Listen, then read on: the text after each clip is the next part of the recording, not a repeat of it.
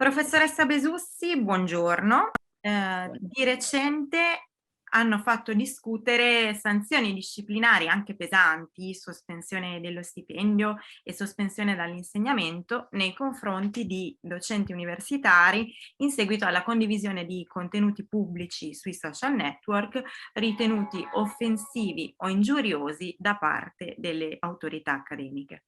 Secondo lei, quando una figura istituzionale, quale è un docente universitario, condivide opinioni personali pubblicamente sui social, è un cittadino come gli altri oppure ha un ruolo che implica degli oneri differenti? La libertà accademica fa della libertà espressiva una caratteristica del nostro ruolo professionale. E quindi chiaramente noi possiamo sostenere idee anche sbagliate, pericolose, molto sgradevoli, e possiamo sostenerle magari in modo non educato.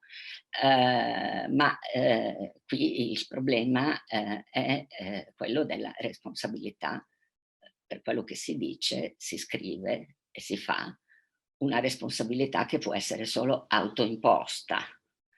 E questo non significa che poi gli spettatori di quello che dici, di quello che scrivi e di quello che posti non giudicheranno forme e contenuti di quello che tu affermi, ma lo giudicheranno in proprio. Perché qui dobbiamo distinguere tra la libertà cosiddetta dentro le mura dell'università e fuori le mura. Fuori le mura cosa vuol dire? Appunto vuol dire discorso pubblico, attività politico, giornalistica, blog, Twitter, eccetera, eccetera.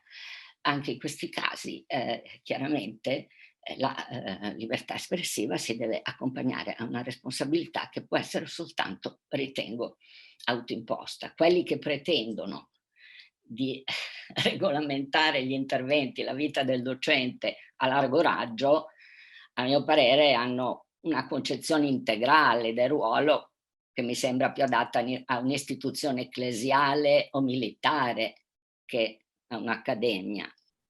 Secondo lei è tutta questione di separare pubblico e privato o ci sono posizioni che pur private possono minare la credibilità e l'imparzialità che comunque il ruolo istituzionale richiede?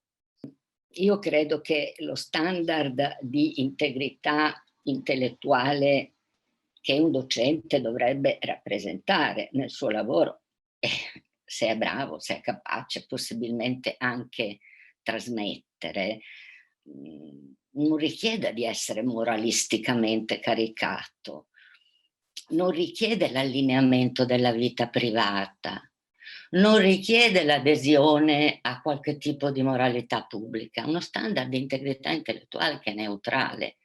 Naturalmente fuori le mura, come dicevo, c'è un ampio spazio pubblico che è diverso dallo spazio pubblico dentro le mura, che è quello dell'insegnamento.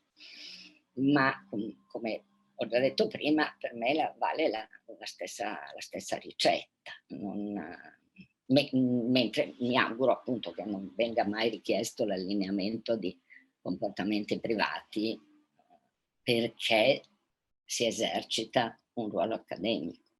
I social sono un luogo privato o un luogo pubblico? E chiaramente per me i social fanno parte di fuori le mura, è uno spazio pubblico che naturalmente ha esigenze, forme, modalità diverse dallo spazio pubblico che noi pratichiamo dentro le aule, diciamo così, e che quindi richiede anche una forma di espressione più rapida, più concisa, più sintetica.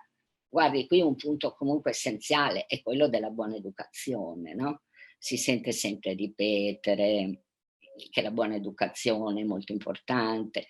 E John Stuart Mill diceva: tutte le volte che si dice questa cosa, in realtà si ha in mente di colpire non la forma dell'opinione, ma il suo contenuto. Quindi a conti fatti, come bisogna comportarsi? Sono contraria alla regolamentazione della libertà di parola dei docenti, sia dentro le aule, diciamo così, sia fuori le mura. E mi rifaccio alla responsabilità individuale di ciascuno, per quanto afferma, per quanto insegna, per quanto scrive.